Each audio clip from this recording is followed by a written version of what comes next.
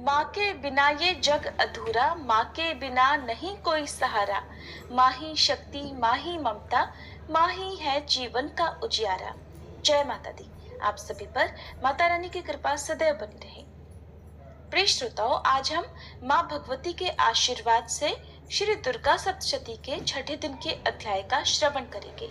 इस अध्याय में माँ की अनंत शक्ति, उनके अद्भुत चमत्कार और भक्तों पर उनकी असीम कृपा का वर्णन किया गया है।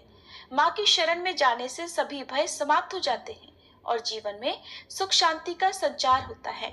तो आइए श्रद्धा और भक्ति से माँ का स्मरण करें और आज के इस दिव्य पाठ का लाभ प्राप्त करें।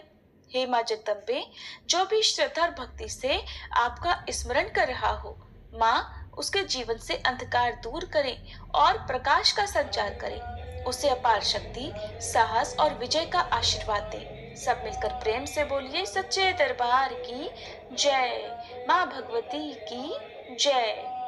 मार्कंडेय ऋषि कहते हैं, देवी के द्वारा वहां महादैत्यपति शुंभ के मारे जाने पर इंद्र आदि देवता अग्नि को आगे करके उन कात्यायनी देवी की स्तुति करने लगे। उस समय अभीष्ट की प्राप्ति होने से उनके मुख कमल दमक उठे थे और उनके प्रकाश से दिशाएं भी जगमगा उठी थी। देवता बोले, शरणागत की पीड़ा दूर करने वाली देवी हम पर प्रसन्न हो। संपूर्ण जगत की माता प्रसन्न हो। विश्वेश्वरी, विश्व की रक्षा करो। देवी, आप ही चराचर जगत की अधीश्वरी हो। आप इस जगत का एकमात्र आधार हो, क्योंकि पृथ्वी रूप में आपकी ही स्थिति है। देवी, आपका पराक्रम अलंघनीय है। आप ही जल रूप में स्थित होकर संपूर्ण जगत को तृप्त करती हो। आप अनंत बल संपन्न वैष्णवी शक्ति हो। इस विश्व की कारणभूता परामाया हो। देवी, आपने इस समस्त जगत को मोहित कर रखा है। आप ही प्रसन्न होने पर इस पृथ्वी पर मोक्ष की प्राप्ति कराती हो। देवी, संपूर्ण विद्याएं आपके ही भिन्न भिन्न स्वरूप हैं। जगत में जितनी स्त्रियां हैं वे सब आपकी ही मूर्तियां हैं। जगदम्ब, एकमात्र आपने ही इस विश्व को व्याप्त कर रखा है। आपकी स्तुति क्या हो सकती है?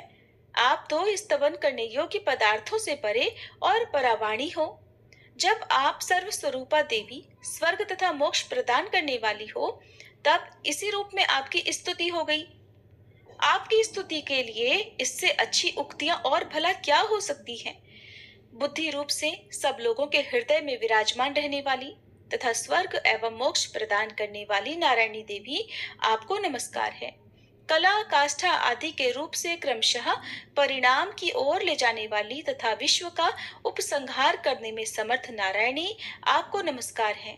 नारायणी, आप सब प्रकार का मंगल प्रदान करने वाली मंगलमयी हो। कल्याणदायिनी शिवा हो।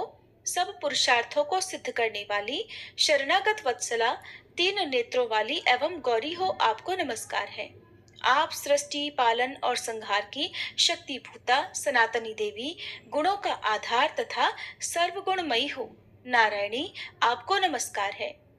शरण में आए हुए दीनों एवं पीड़ितों की रक्षा में संलग्न रहने वाली तथा सबकी पीड़ा दूर करने वाली नारायणी देवी, आपको नमस्कार है।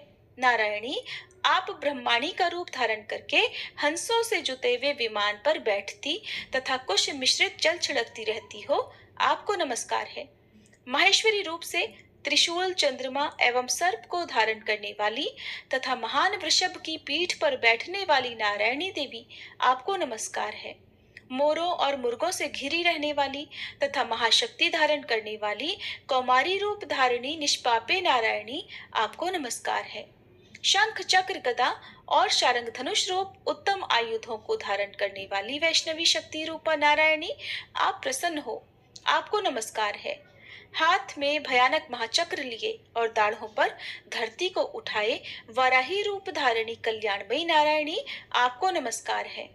भयंकर नृसिंह रूप से दैत्यों के वध के लिए उद्योग करने वाली तथा त्रिभुवन की रक्षा में संलग्न रहने वाली नारायणी, आपको नमस्कार है। मस्तक पर किरीट और हाथ में महावज्र धारण करने वाली, सहस्त्र नेत्रों के कारण उद्दीप्त दिखाई देने वाली और वृत्तासुर के प्राणों का अपहरण करने वाली इंद्र शक्ति रूपा नारायणी देवी, आपको नमस्कार है। शिव दूती रूप से दैत्यों की महती सेना का संहार करने वाली, भयंकर रूप धारण तथा विकट गर्जना करने वाली नारायणी आपको नमस्कार है। दाढ़ों के कारण विकराल मुख वाली, मुंडमाला से विभूषित मुंड मर्दिनी चामुंडा रूपा नारायणी आपको नमस्कार है। लक्ष्मी, लज्जा, महाविद्या, श्रद्धा, पुष्टि, स्वधा, ध्रुवा, महारात्रि तथा महाअविद्या रूपा नारायणी आपको नमस्कार है। मेधा, सरस्वती, श्रेष्ठा, ऐश्वर्य रूपा बाभ्रवी अर्थात भूरे रंग की अथवा पार्वती, तामसी, नियता तथा ईशा रूपिणी नारायणी आपको नमस्कार है। सर्व स्वरूपा, सर्वेश्वरी तथा सब प्रकार की शक्तियों से संपन्न दिव्य रूपा दुर्गे देवी, सब भयों से हमारी रक्षा करो, आपको नमस्कार है। हे कात्यायनी, यह तीन लोचनों से विभूषित आपका सौम्य मुख सब प्रकार के भयों से हमारी रक्षा करे, आपको नमस्कार है। भद्रकाली, ज्वालाओं के कारण विकराल प्रतीत होने वाला, अत्यंत भयंकर और समस्त असुरों का संहार करने वाला आपका त्रिशूल हमें भयों से बचाए, आपको नमस्कार है। देवी, जो अपनी ध्वनि से संपूर्ण जगत को व्याप्त करके दैत्यों के तेज नष्ट किए देता है, वह आपका घंटा हम लोगों की पापों से उसी प्रकार रक्षा करे जैसे माता अपने पुत्रों की बुरे कर्मों से रक्षा करती है। चंडिके, आपके हाथों में सुशोभित खड्ग जो असुरों के रक्त और चर्बी से चर्चित है, हमारा मंगल करे, हम आपको नमस्कार करते हैं।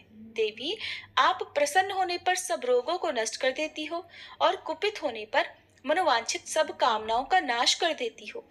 जो लोग आपकी शरण में जा चुके हैं उन पर विपत्ति तो आती ही नहीं। आपकी शरण में गए हुए मनुष्य दूसरों को शरण देने वाले हो जाते हैं। देवी अंबिके, आपने अपने स्वरूप को अनेक भागों में विभक्त करके नाना प्रकार के रूपों से जो इस समय इन धर्मद्रोही महादैत्यों का संहार किया है, वह सब दूसरी कौन कर सकती थी। विद्याओं में, ज्ञान को प्रकाशित करने वाले शास्त्रों में तथा आदि वाक्यों में आपके सिवा और किसका वर्णन है, तथा आपको छोड़कर दूसरी कौन सी ऐसी शक्ति है जो इस विश्व को अज्ञान में घोर अंधकार से परिपूर्ण ममता रूपी गड्ढे में निरंतर भटका रही हो। जहाँ राक्षस, जहाँ भयंकर विष वाले सर्प, जहाँ शत्रु, जहाँ लुटेरों की सेना और जहाँ दावानल हो, वहां तथा समुद्र के बीच में भी साथ रहकर आप विश्व की रक्षा करती हो। विश्वेश्वरी, आप विश्व का पालन करती हो, विश्व रूपा हो, इसलिए संपूर्ण विश्व को धारण करती हो। आप भगवान विश्वनाथ की भी वंदनीय हो। जो लोग भक्ति पूर्वक आपके सामने मस्तक झुकाते हैं, वे संपूर्ण विश्व को आश्रय देने वाले होते हैं।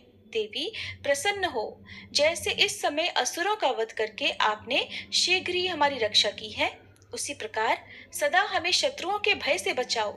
संपूर्ण जगत का पाप नष्ट कर दो और उत्पात एवं पापों के फलस्वरूप प्राप्त होने वाले महामारी आदि बड़े बड़े उपद्रवों को भी शीघ्र दूर करो।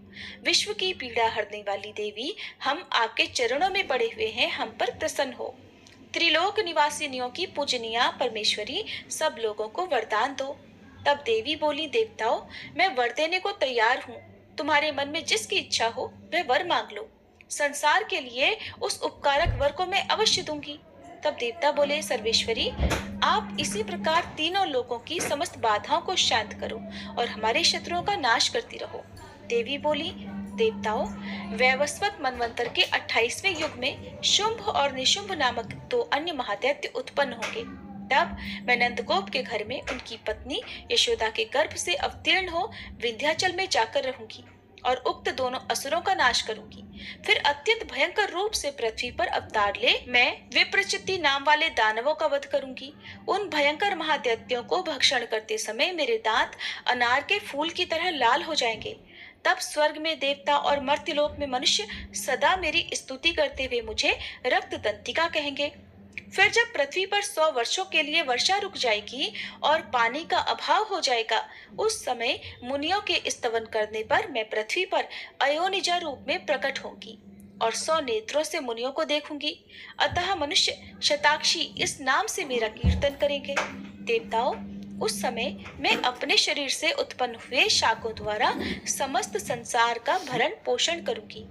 जब तक वर्षा नहीं होगी तब तक वे शाक ही सबके प्राणों की रक्षा करेंगे। ऐसा करने के कारण पृथ्वी पर शाकंभरी के नाम से मेरी ख्याति होगी। उसी अवतार में मैं दुर्गम नामक महादैत्य का वध भी करूंगी। इससे मेरा नाम दुर्गा देवी के रूप से प्रसिद्ध होगा। फिर मैं जब भीम रूप धारण करके मुनियों की रक्षा के लिए हिमालय पर रहने वाले राक्षसों का भक्षण करूंगी, उस समय सब मुनि भक्ति से नतमस्तक होकर मेरी स्तुति करेंगे। तब मेरा नाम भीमा देवी के रूप में विख्यात होगा। जब अरुण नामक दैत्य तीनों लोकों में भारी उपद्रव मचाएगा, तब मैं तीनों लोकों का हित करने के लिए 6 पैरों वाले असंख्य भ्रमरों का रूप धारण करके उस महादैत्य का वध करूंगी। उस समय सब लोग भ्रामरी के नाम से चारों ओर मेरी स्तुति करेंगे। इस प्रकार जब जब संसार में दानवी बाधा उपस्थित होगी, तब तब अवतार लेकर मैं शत्रुओं का संहार करूंगी।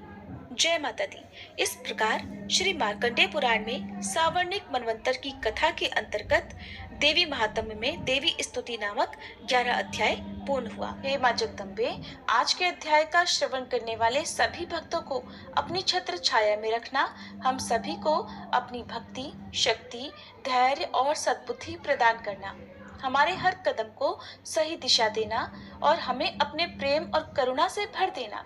प्रिय श्रोताओं, माँ का स्मरण करते रहिए और उनकी महिमा का गुणगान करते रहिए और उनके चरणों में अपनी श्रद्धा भी अर्पित करते रहिए। कल हम सभी श्री दुर्गा सप्तशती के 7वें दिन के अध्याय के साथ फिर से मिलेंगे। तब तक माँ के चरणों में लीन रहिए और जय जयकार करते रहिए। सब मिलकर प्रेम से बोलिए, माता रानी की जय।